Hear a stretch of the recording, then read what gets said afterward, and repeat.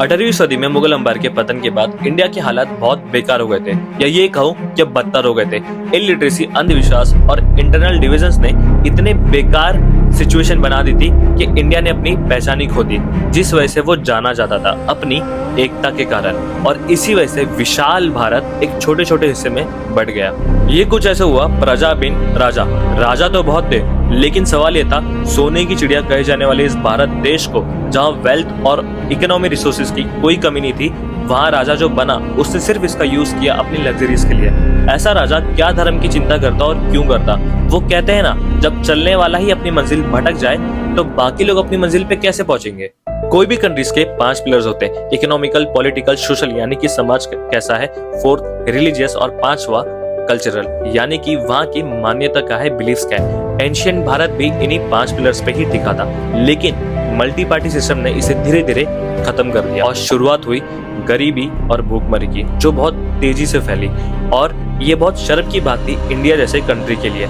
सिर्फ जो राजा थे उन्हें छोड़ के बाकी सब गरीबी की चपेट में थे।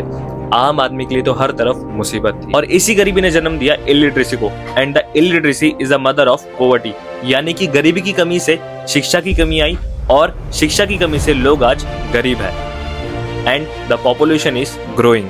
परिवार बढ़ रहे थे और साथ में कठिनाई भी, और ऐसे सिचुएशन में लोगों को खाने के अलावा कुछ दिखाई नहीं दे रहा था, क्योंकि ऐसा कहा भी जाता है कि खाली पेट भजन नहीं होता। सबसे बड़ी बात तो ये थी कि इनकी चिंता करने वाला कोई नहीं था, क्योंकि जो राजा बने थे वो तो सिर्फ अपने मजे के अलावा किसी के बारे में नहीं सोचते थे। हर तरफ एक ऐसा माहौल था जैसे कोई महामारी आ गई हो। ऐसा नहीं था कि इंडिया में खाने और पैसे की कमी थी, सब कुछ अवेलेबल था, लेकिन आम आदमी के लिए नहीं। उन लोगों के लिए जो आम आदमी को गायबैल बना के रखते थे। ये दिन भर कड़ी मेहनत करके उन जमींदारों का पेट भरता और खुद मुट्ठी भर अनाज के लिए तरसता। ऐसे में कोई कैसे धर्म की बात सोचता? इन्हें अब ऐसा लगने लग गया था कि इनकी लाइफ में सिर्फ अब दुख ही दुख है, क्योंकि जमींदारों के क्रूर बिहेवियर ने इन्हें खून के आंसू रुलाने में भी कोई कसर नहीं छोड़ी थी। इन्हें ऐसा लगने लगा जैसे कि दुखों का साया इन पे अब छा चुका है, जो कभी नहीं जाएगा। और बात यह थी कि इस करप्ट सिस्टम के खिलाफ आवाज उठाने वाला कोई भी नहीं था, और लोग इसी के चलते एक जाल में फंस गए जिसका नाम था अंधविश्वास। अंधविश्वास ने इनके दिल और दिमाग को इस तरीके से जकड़ लिया कि अब गरीबी इन्हें अपनी किस्मत लगने लगी। अब गरीबी ही हमारी किस्मत है। और इसी समय ब्रिटिशर्स की नजर भारत पे थी, और गिरते भारत का फायदा उठाने आए व्यापारी बन के कुछ फिरंगी देश के मालिक बन बैठे, जिन्होंने इसके खिलाफ आवाज उठाई। या तो वो शहीद हो गए या फिर उन्हें किसी तरीके से जाल में फंसा लिया गया।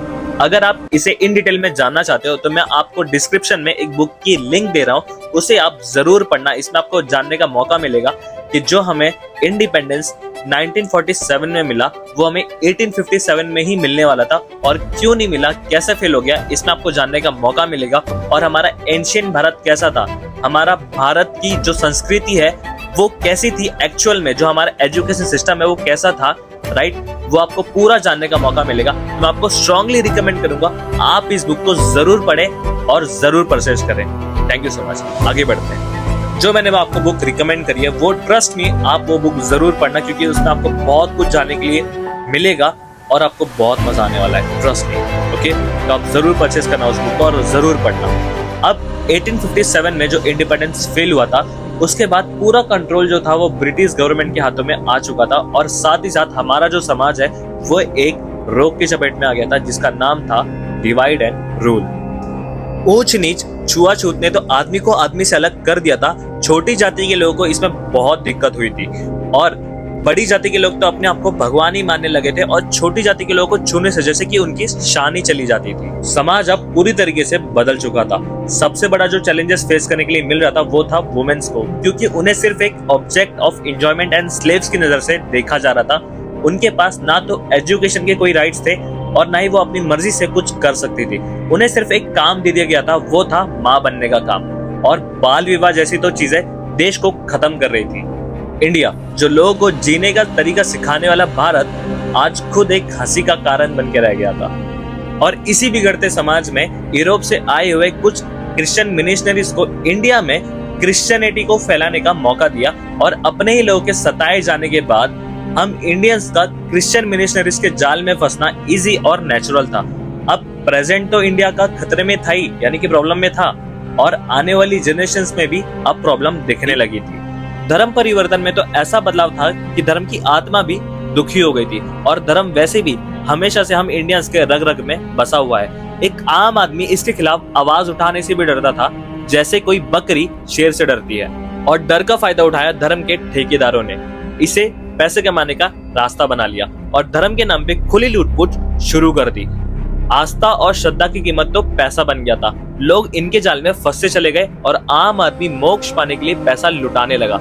हिंदू धर्म के बारे में लोगों के पास इंपॉर्टेंट नॉलेज और जो ज्ञान जो चाहिए था, एग्जैक्ट नॉलेज जो चाहिए थी, वो किसी के पास नहीं थी। इंफॉर्मेशन तो सबके पास थी और बेकार सिचुएशन तो तब ज्यादा और हुई जब क्रिश्चियन मिशनरीज जैसे और धर्म इंडिया में एंटर हुए।